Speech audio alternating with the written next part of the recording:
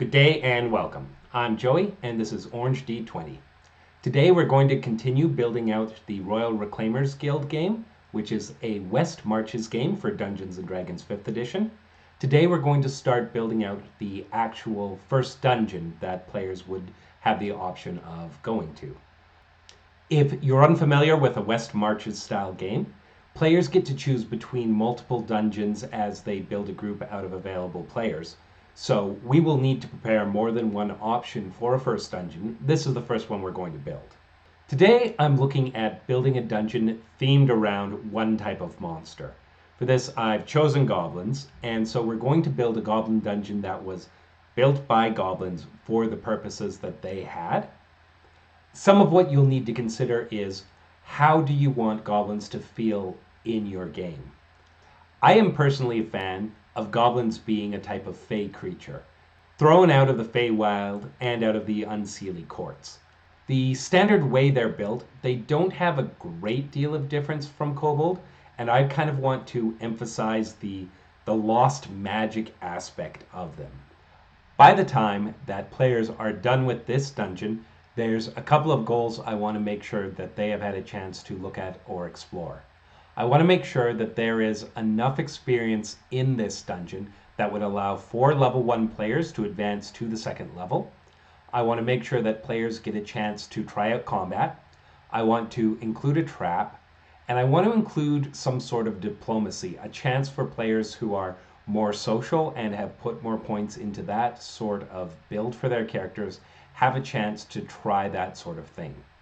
I also want to make sure I include seeds to greater adventure, meaning that by completing this dungeon, it's going to basically unlock other dungeons that players could then go to on subsequent adventures. There are a couple things that I am not planning to include in this dungeon.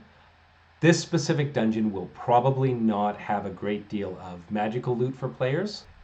This dungeon is going to be light on puzzles and trick rooms. It's just not something that I want to put into this particular adventure. Most of the games I run, I use the milestone experience system, where as the game master, when characters have achieved a certain number of goals, you tell them it's time to go to the next level. It tends to keep all characters on pace at the same level, unless you're being a little more fiddly than I tend to be. And it also prioritizes more of a narrative style of game. You don't need to worry about how many monsters you kill or what exactly you do. You're going to level up when I decide you level up, and usually that is based on the needs of the story more than it is on anything purely mechanical. That doesn't mean that players have no control or I let them level up for no reason. It just means that the story is the driving component. My idea for a West Marches is a little more gamey, fiddly, and mechanical. So I like the idea that you're going to get experience points using what I consider to be an older system, although I know a lot of people out there still use it. And the last game I played in that used experience points, I found them a lot of fun. One thing I would recommend to anyone using them is I would recommend giving them out after each and every single encounter.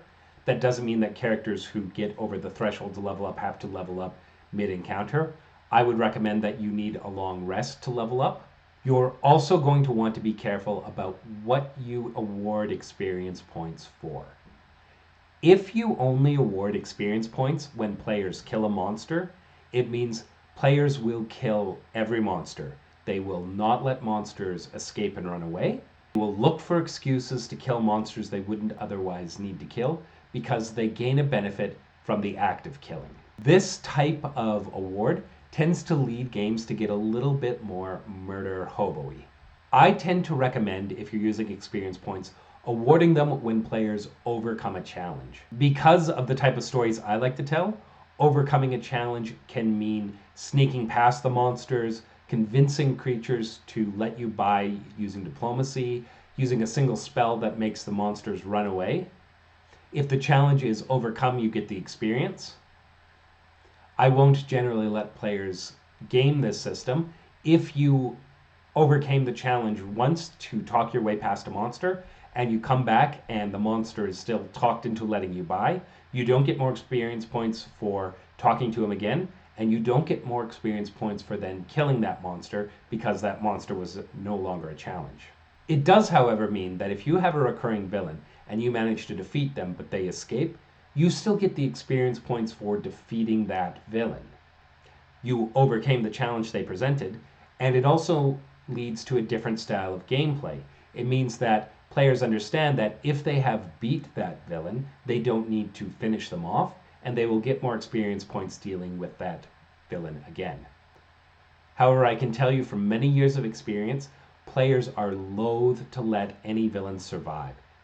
Game masters love a reoccurring villain, and players tend to hate the very idea. They will look for any way to destroy your reoccurring villain as soon as they can.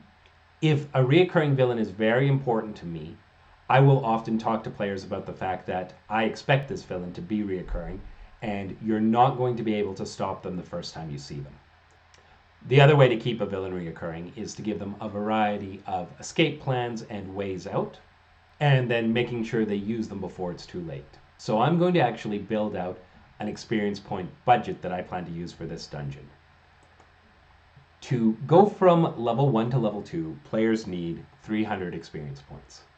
However, I want to make sure that players don't have to do absolutely everything I'm putting in my dungeon to get to level 2.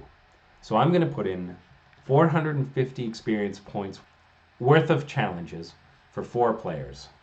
So this dungeon is going to have a total of 1,800 experience throughout the whole thing. I am a huge fan of Excel, and I am building the simplest Excel formula in here. So we're going to keep adding encounters into the B column here. Every time we finish one, we're going to put its cost in here and see how much experience budget we have left over. I have logged into Roll20, which is what I'm going to be using to build the maps for this dungeon.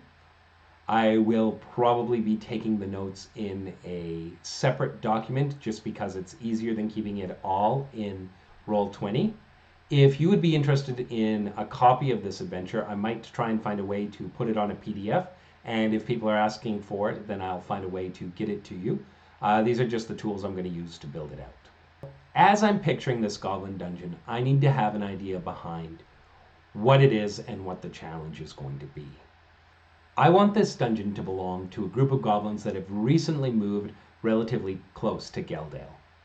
Because I want something of that Fey aspect, I want to have the goblins act as the early servants of a coven of hags that I want to place as a later adventure further down the line. So my idea for these goblins is they were given a magic seed from the coven of witches. And when they planted it into the bog, it grew out into this twisted den of willow that circled around it, capturing will-o'-the-wisp as lighting, forming a low den that the goblins could hide inside. Because I want there to be a chance for players to have diplomacy, I can't have this be a united goblin tribe.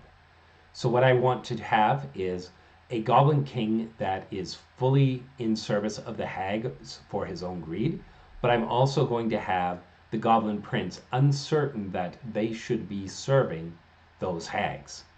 I'm going to make sure that the goblin prince shows up likely before the players will get to the king, and will try and make a deal with them if the players seem like someone they could deal with. And I am jumping in here from the future. These are taking a lot longer than I thought, so we are going to cut this one off today.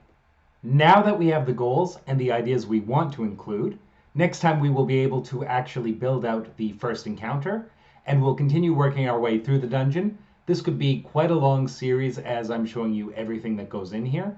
If you're new to being a dungeon master, your first dungeon might take this amount of time, but there's a lot of extra steps that are going in here to display what we're building and to talk about theory that you wouldn't need if you were sitting down to write your own dungeon.